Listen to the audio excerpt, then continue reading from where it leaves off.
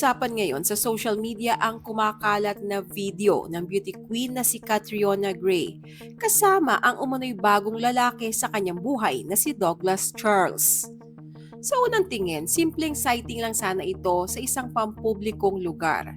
Pero hindi napigilan ng mapanuring mata ng netizens ang isang detalyeng tila nagsiwalat ng higit pa sa friendly na samahan.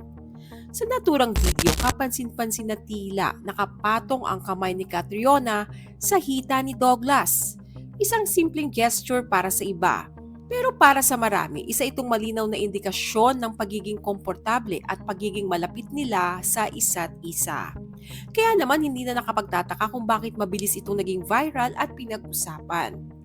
Mas lalo pa silang pinag-usapan nang mapansin ng ilang netizens na may pagkakahawig si Douglas sa dating nobyo ni Catriona na si Clint Bondad.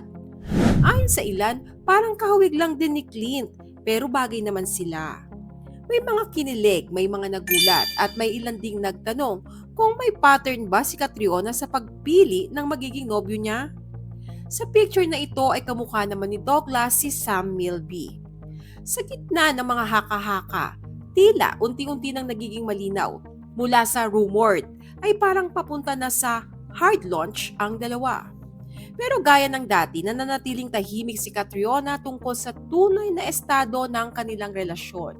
Sa huli ang tanong ng netizens, ay ito na nga ba ang bagong pag-ibig ni Catriona Gray o isa na namang pagkakaibigan na nabigyan lang ng mali siya?